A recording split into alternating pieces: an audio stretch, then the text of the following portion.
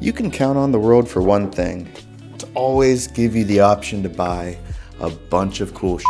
Even if you buy something awesome, just around the corner, there's 100 different companies waiting to sell you endless accessories and add-ons for it. And the reality is that a ton of those are overpriced, a ton more are useless, and you have finite money and time.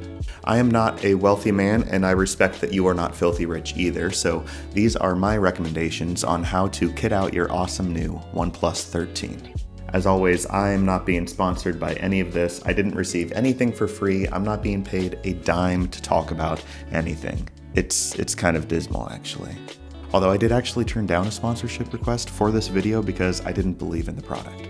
So there's that, I guess. I just tried a lot of crap and I found some options that I want to share. The links for all of these are in the description. They're affiliate links probably, so if you buy through those links, I might see a penny or two of that sale at no cost to you. As always, if you find a better deal somewhere else, go do it. Get the best deal you can. I just want you to be happy.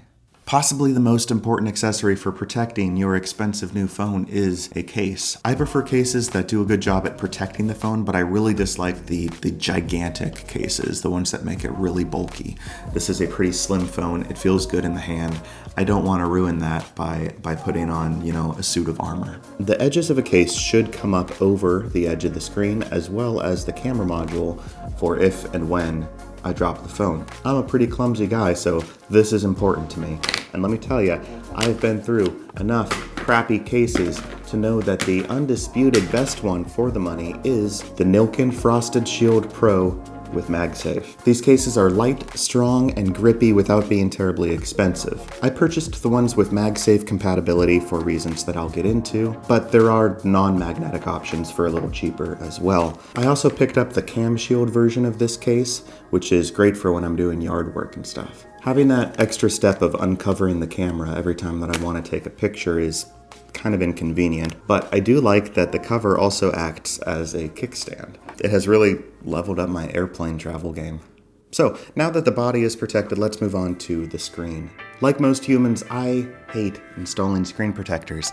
I want to protect my phone screen because I'm clumsy as hell, but if I misalign it even a millimeter, or if there's a bubble beneath the surface, I just go crazy. As such, I decided to try a single screen protector and the one that I felt most confident in. Again, I'm not shilling for Nilkin here, I promise, but I liked their cases enough that I decided I would give their screen protectors a shot. I always prefer a tempered glass screen protector, but there's no good glass option for the OnePlus 13 right now. The curved screen edges mean that most glass protectors require messy UV glue, and the ultrasonic fingerprint sensor means that the glass would have to have a fingerprint-sized cutout right in the middle of it. So, unfortunately, glass protectors just aren't a good move for this phone. There's no way around that just being a disappointment. I really did like the screen protector that OnePlus installs on the phone at the factory, but mine got scratched up fairly quickly. I would totally buy replacement screen protectors if you offered them in the United States, OnePlus. I know you're selling them in other countries. Let me have them. Okay, I got that out of the way. The Nilkin film screen protector actually does a pretty good job. It has held up decently well to scratches. There's no bubbles underneath the surface. It does accommodate those slightly curved edges of the phone, and the fingerprint sensor still works perfectly. I do miss glass. Let's move on to camera accessories. The OnePlus 13 has an incredible camera, and there are a couple add-ons that I think will help you take full advantage of that. For starters, the Ulanzi TT88. TT88. It's not a good model name, but it's a very good tripod and it offers a lot of versatility in a really slim form factor for an excellent price. I have to back up the camera for this, it's too important. So first off, it folds down into like this lightsaber form factor, already pretty cool. And then the actual phone holder flips out, you loosen this, spread the tripod legs. What? I'm 6 feet tall, so this is already getting a phone up to a 6-foot height. Check this out. The phone holder itself is MagSafe compatible. So it's as easy as just boop, popping it on there. That's already cool. But let's say that you don't like MagSafe. You just fold this out. It's a phone clamp. How cool is that? And yes, it can move up and down. It can spin all around. There's just a lot going on here. It's a very good form factor. I'm very much a fan of this. This tripod does have 2 more tricks up its sleeve. First off, down here in the base, yes, you're correct, that is a shutter remote for your phone. So you can set up your shot, run 100 feet away, and start it remotely using this remote control. It's USB-C rechargeable, the battery lasts a really long time, and it fits right into the freaking leg of the tripod. How neat is that? And again, there's one more trick, but I have to move the camera again.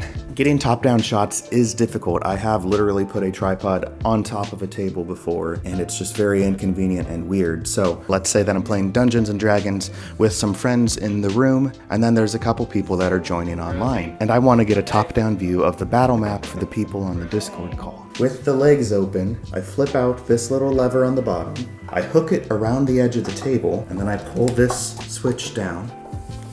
Just like that, you have this fantastic top-down view of whatever's going on the table. How cool is that? But even that still isn't all. You can use this on door frames as well. Check this out. Once again, you simply loosen it up, spread the legs.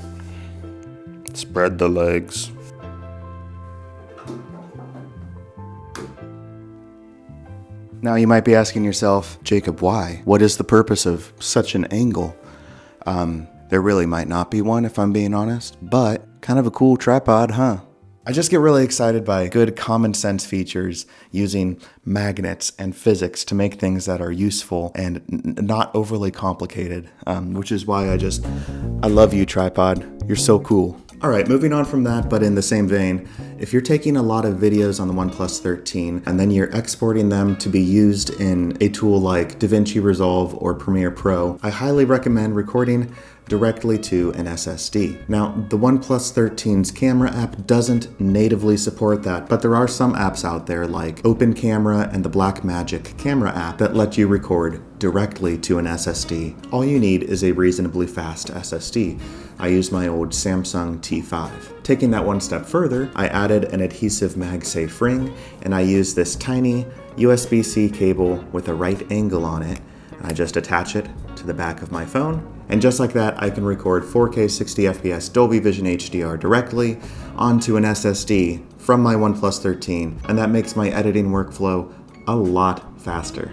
Okay, last thing for camera that I think that I wouldn't recommend this, but I have to show it to you because it's kind of funny. This is the JJC MagSafe camera grip. It gives you a shutter button that acts as a camera remote as well via Bluetooth, an ergonomic grip, and it can act as a kickstand. So why do I not recommend it? Well, it's the difference of this to this. My phone lives in my pocket and this thing is pretty gigantic. Considering the only utility here is really this remote control shutter button, it probably isn't really worth your time and money unless, for some reason, you really need that tripod screw mount at the bottom. Let's move on to cables and charging. If you're watching this, you probably know all about how incredible this phone's battery is, and if you've watched my channel before, you probably already know what I'm about to complain about. The OnePlus 13 has a truly insane battery. The size, capacity, and energy efficiency all combine to make it this one-of-a-kind, first-in-class powerhouse. Not only will it easily last a full day, it'll probably last you 2 days unless you're a very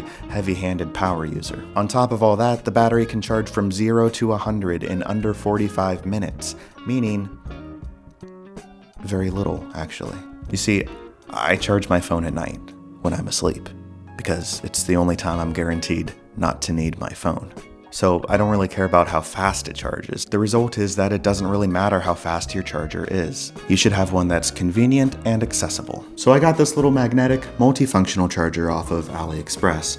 It's heavy, it's built solidly, and it charges both my phone and earbuds wirelessly at the same time. Plus, it has this little nightlight, which is pleasant. And there's also this add-on charger for an Apple Watch on the bottom. It attaches just like that and you can charge all 3 at the same time. But since I don't use one, I keep it stowed away in the little compartment down here. It does not charge quickly and I don't care at all. It lives on my nightstand and it does exactly what I need from a charger. But hey, let's say you need incredibly fast charging speeds for some reason. You want to make full use of that trademark OnePlus charging capacity. In that case, good news, the best option came in the box with your phone. Just use the charging block that came with your phone and stop looking for excuses to spend money. This is the best option. The only exceptions here are my dear European neighbors who didn't get a charger included in the box due to the EU regulations surrounding USB-C chargers. This is because the OnePlus chargers that are included in the box are USB-A to C, and the EU says that can't be included since USB-A is passé. In the interest of reducing e-waste, I respect the spirit of the law, but since OnePlus does make and sell USB-C chargers on their website, I'd be a little pissed if I was European and I didn't just get one of those chargers included. OnePlus does sell a couple of handsome and functional chargers online, but they're priced a little high in my opinion. You can find third-party chargers on AliExpress and Amazon that claim to push 100 watts with SuperVOOC compatibility, but there are so many knockoffs that your odds aren't that great. If I was in the EU and 100 watt charging was vitally important to me for whatever reason, I would grumble and spend the money on the official OnePlus charger. Beyond the phone and its charger, there are few occasions where I'm away from a plug for more than a couple of days. Fortunately for the times that my wife and I are camping or car camping, we have a couple different power banks that we use depending on the situation. It's important that I be able to work remotely and charge a laptop, a hotspot, and a smartphone all at once. So something big and sturdy and compatible with solar panels is a must for me.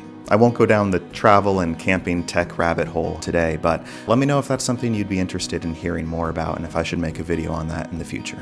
Now, I don't game a whole lot on my phone, but let's touch on gaming really quickly. Remember how you admitted already that you're not filthy rich, and neither am I? Let's be serious here. There aren't that many games on Android that support mobile controllers. And of the ones that do, there aren't that many that are actually made better with a controller. So my opinion is that you shouldn't drop a lot of money on a mobile gaming controller. And in fact, you probably already own a good controller for your phone. Wireless controllers from all over the place are compatible with Android, including PS4, PS5, Xbox One, Nintendo Switch Pro, and damn near every third-party controller made in the last decade. They work really well, just try it. I bought a cheap case for my PS5 controller so that I could travel with it, and I'm really happy with that setup. That said, if you're really determined to get a mobile-focused gaming controller, I do highly recommend the GameSir G8 or the Backbone 2nd generation. Both are awesome options for the money. If portability is very important to you, there's a guy named Josh King who launched something called the MCON controller in early 2025. It's a slide-out MagSafe compatible controller that just looks really cool. I haven't tried it, so if it sucks, don't blame me, but I do love innovation enough to point you towards it if that's something that's up your alley. Lastly, earbuds. I'm a little snooty about audio, so my recommendations are going to fall flat if your budget is under $50 for a pair of earbuds. If your budget is that low, I do recommend checking out JBL as well as the Anker Soundcore earbuds. I've heard nothing but good things and that they deliver excellent audio for the price. If you have deep enough pockets, I highly recommend checking out the premium offerings from both Nothing Tech and OnePlus. I did a whole review video recently comparing the Nothing Ear 2024 with the OnePlus Buds Pro 3, and I can confidently say they're both fantastic and well worth the asking price. The Buds Pro 3 have a few features that synergize really nicely with the OnePlus 13, including live translation, built-in settings menus, and improved stability in the Bluetooth connection. Some of it is kind of gimmicky and I don't love the fit of them, but the sound quality and the case itself are so good. Go give that video a watch if you're undecided on earbuds for your OnePlus 13. That's pretty much it. Those are my realistic recommendations for OnePlus 13 accessories. I do have a couple more videos coming out soon. One of them is ways to use Gemini AI on your phone that don't suck, because you know me, I think AI generally sucks. And then another one is going to be a little more of an introspective review of some vintage tech. Let me know in the comments if you have any recommendations for me, or if you have any questions about all this crap that I've talked about. Like the video if this was helpful, subscribe if you want to, and please just take care of yourself. I'll see you in the next one. And it can act affiliate links, so if you buy through them at no cost to. So I'm going to start. Got it.